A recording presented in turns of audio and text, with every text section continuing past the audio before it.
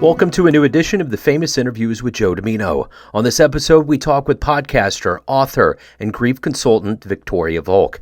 In her capacity as a grief recovery specialist, she is helping clients rise through grief's despair.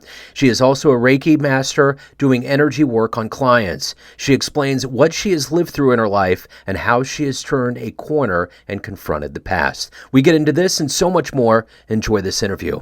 Thank you, Victoria, for taking a minute out. I appreciate it. Yeah, you're welcome. I'm curious, in your line of work, how did you survive COVID? What was that time period like for you, and how did it change you? Oh, boy. Well, it completely changed my business because I had really gained a lot of momentum in doing in-person events, as far as like in-person speaking, like free talks, things like that. And then I was actually conducting in-person grief recovery groups. And once COVID hit, that pretty much, stopped that altogether all at once. And the institute that I trained through did then change with the times because they were forced to too, and started offering training online. At the time, I hadn't had the advanced certification, which would allow me to do online work with clients. And so I did, during COVID, I did obtain several different certifications because a lot of the organizations and things that were offering training was only in person up to that point. And so I think it transformed business in general, of course. And, that trickles down to the smallest of businesses, including mine. So that was one big change. I really just turned the focus on learning. I took the time to just learn and, like I said, gain new tools in my toolbox that I could bring and serve others with. Also during that time, my son had a life-altering accident, and he could have died, but he didn't. But it has changed the course of his life and his life plans. He is a senior in high school, and the life plan he had for himself, which was enlisting in the Marines, is not going to happen. And so he's, that's going to be a continuous, I think, struggle for him as he comes to terms with where he goes and what he does with his life. And it's hard as a mother and a parent to see that in your child. You see their dreams pretty much crushed. It's really difficult to see that. But during that time, and during the time he was in and out of the hospital for weeks on end, and that would have been end of November 2021, I got COVID during that time. So I was trying to be there for my son and in the hospital with him, and I came home with COVID, and, it impacted my health too. I was completely exhausted for several weeks. I started to experience hair loss, which is just first now starting to come back. And my case was very mild compared to many, and so in hindsight, I'm grateful for that. But yeah, I think it really it changed everybody's lives in some way, shape, or form. And for me, it's, I really value learning and am grateful for the opportunities to do that from the comfort of my home. I think we live in an incredible time because of COVID. It has enabled so many of us to evolve and grow from the comforts of our home. Wow, yeah, that sounds like you've gone through the ringer over this time period. So, I want to get kind of the essence of what you do for a living, and I'm going to take you in front of a group of grade school kids for Career Day right now, and if one of them looks up at you and says, "What do you do for a living and how are you qualified to do it?" how would you answer them? I help people's hurting hearts feel better. I mean, that's what I would say to grade school kids, but really it is the synopsis of what I do. I help people really rediscover and reinvent themselves after grief and get some relief in their lives, whether it be through energy healing. I offer biofield tuning, which uses sound frequency, which has been around for all of time. The indigenous have used sound frequency, sound healing, drumming and things like that. Sound healing is nothing new, but it's really made a huge impact just in my own health, I've noticed, as far as the resiliency of, I feel, my energy. I feel like my energy is more resilient. My energy field is stronger because of biofield tuning. So I love bringing that to people's awareness and sharing it with them. I also offer Reiki, energy healing. But yeah, I feel like I help people to feel better, even if it's just a little bit more than the way they felt yesterday. So I would imagine in this time coming out of COVID that probably business has picked up. I mean, if there was ever a time where there was collective grieving and people needed a little bit of help, it would probably be right now. You would think so. I wish I could say my phone is ringing off the hook, but it's not. I think COVID shook people to their core, and now, just in the last, I would say, 6 months or so, we're starting to recalibrate, right? We're starting to find our footing again and feeling more comfortable with doing things we did before and things like that. But also, too, the economy isn't in the best of shape, and people are struggling in that front in a lot of ways. So I think there's a lot of reasons that contribute to people not seeking help. Access could be one. Not everybody has home internet, which is really sad. And we live in the freest, greatest country in the world, and not every household has internet. I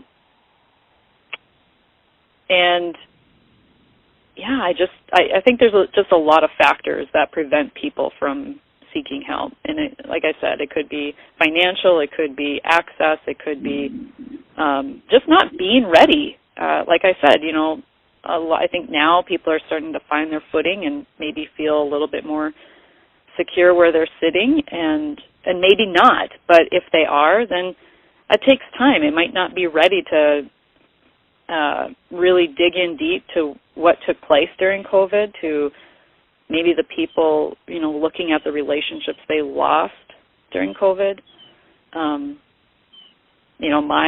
My personal journey, it was over 30 years until I faced all of my stuff.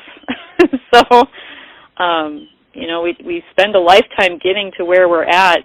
We don't often, it doesn't happen, like we don't wake up one day, and maybe we do. Sometimes that can happen, right? We can have one conversation or read a book or see something that just completely moves us to action, but that isn't always the case. You almost have to be beat over the head by the universe 30 times before you get the hint, Yeah, for sure. So talk to me a little bit about how you got into this work, kind of your childhood, and, how early on did it start that you felt like this is kind of a path that you wanted to take with your life? I did not really recognize it until 2018. And it was because I personally was sick and tired of being sick and tired.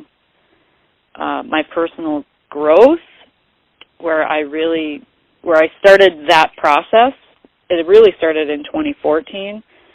The catalyst for that was my youngest started kindergarten, and I closed a business that meant a lot to me, that I poured my heart into. It was a photography studio. Photography was my outlet, but it wasn't who I was, and I knew that, and I recognized that, and I knew I was meant for more. I just didn't know what at the time. But my story started when I was a child, my grief story, because my father had been diagnosed with colon cancer. I was around 6 to 7 years old, and so he was sick for 2 years. He was diagnosed at stage 4, but he lived for 18 months beyond his diagnosis. But my grandmother, my mother's mother, was also dying of melanoma at the same time. And so imagine being the 6-year-old, coming home from school, and your grandmother's there because she lived with us for a time. Your father's there. They're both sick. There really isn't, there was no time for me as the child, as I was the youngest. My brother was 5 years older, and then my sister is 9 years older. So there was quite a gap between us. So I was kind of just I was like an only child in a lot of ways. Felt that way, I suppose, until I was a little bit older, because my sister was kind of like my second mom. But, she was older, and she had her own life and did her own things, and really did have a lot of, a large role in the caring of my grandmother and my father.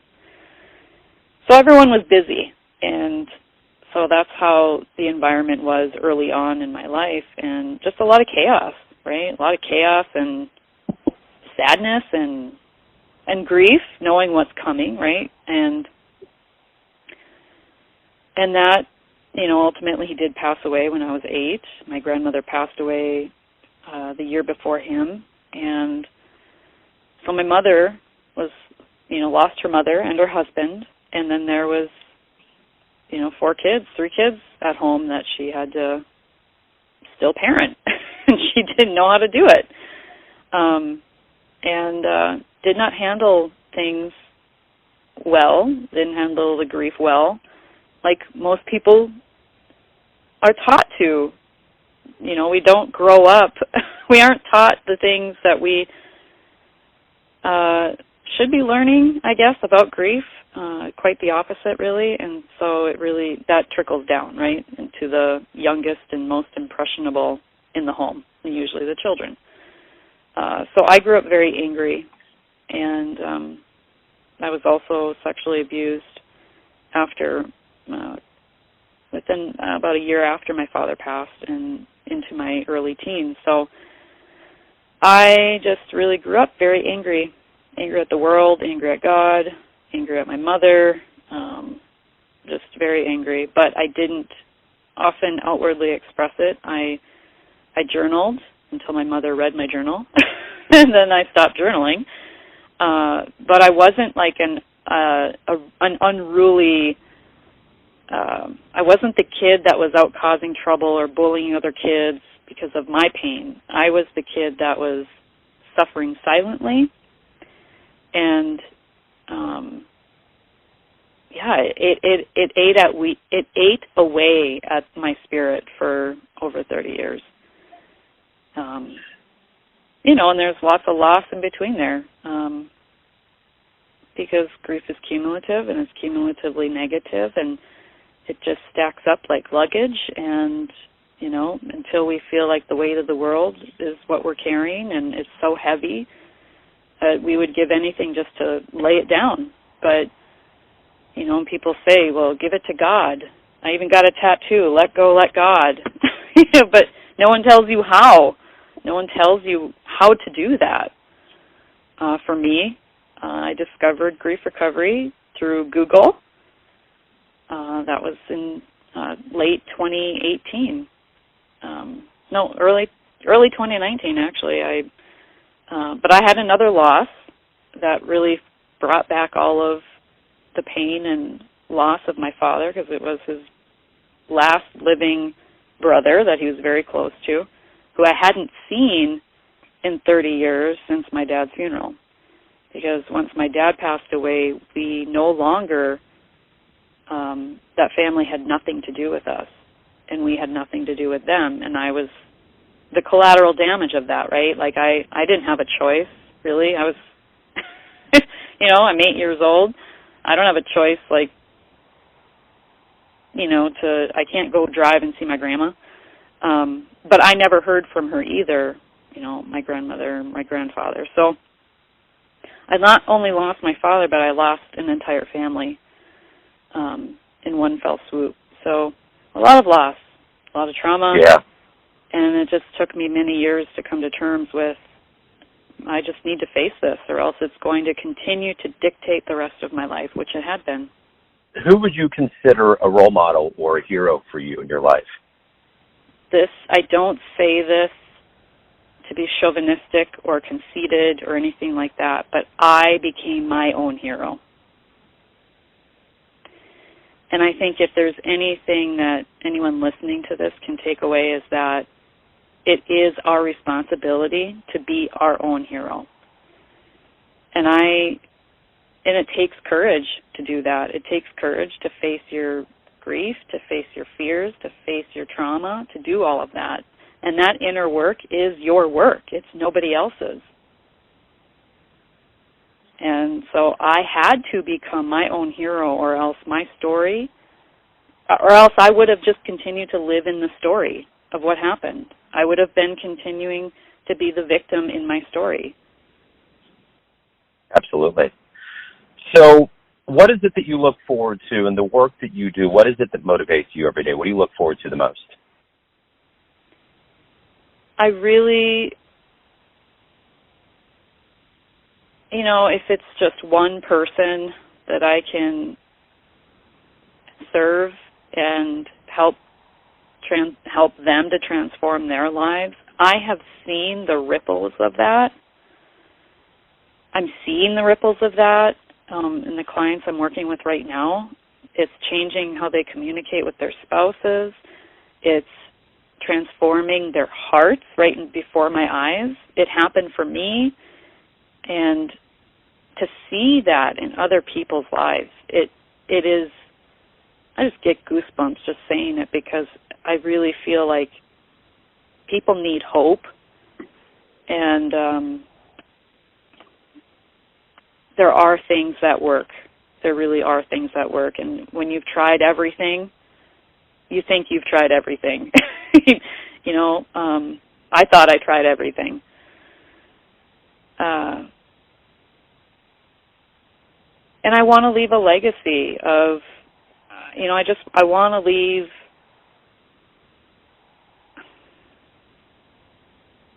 and I think part of my legacy is that I end the patterns of behavior and thought that were passed down to me. I can teach my kids now a healthy way to grieve, and they can share that then with their kids.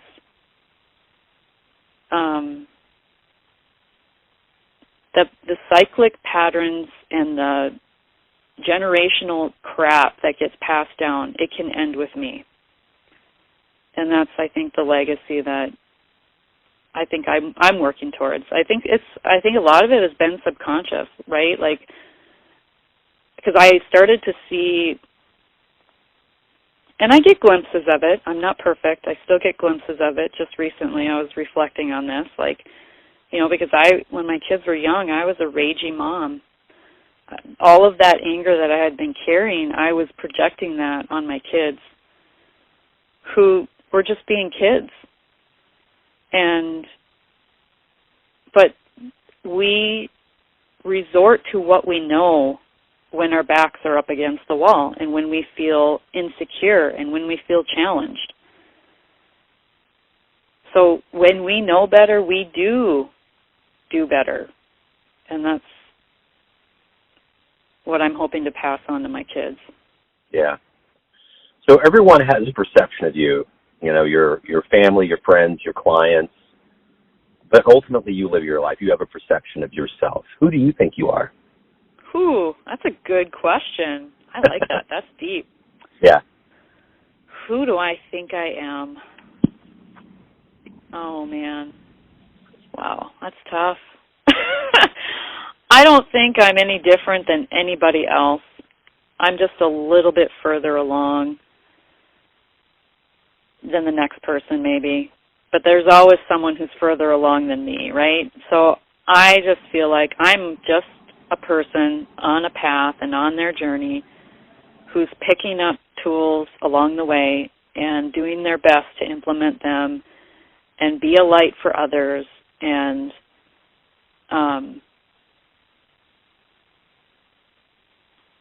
to be the rising tide, right? Rising tides lift all boats, right? So, I'm just trying to be the rising tide in my own life, for my own kids, for my kids, for myself, in my marriage.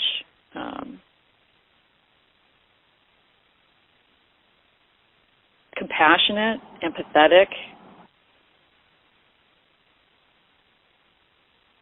and a helper. That's really, I think, who I am. So, Victoria, in your capacity as as a consultant, a podcaster, an author, if anyone out there wants to know more about what you're doing, links to your work, and even hiring you, where's the best place for them to go to find all of that out? My website, theunleashedheart.com. All the links are there. My podcast, Grieving Voices, is on all platforms, but there's also a link on my website. And, my services are listed there: Reiki, biofield tuning, grief recovery. I am launching a new group program on 11/30, the 30th of November, for online groups. And, I have a biweekly newsletter. All the things are on my website. That's probably the best place. My favorite social place to hang out is Instagram, at The Unleashed Heart. Victoria, it's great to catch up with you. This was a long time in the making, but I appreciate you taking time out. Good luck with everything as we move forward. I appreciate it. Thank you, Joe. Thanks for having me. Thanks for tuning in to another famous interview with Joe Dimino, where we cover the world of art, literature, music, and so much more from around the globe. If you want to hear more interviews, visit the Famous Interviews with Joe Dimino channel on YouTube. Thanks again for listening, and until next time.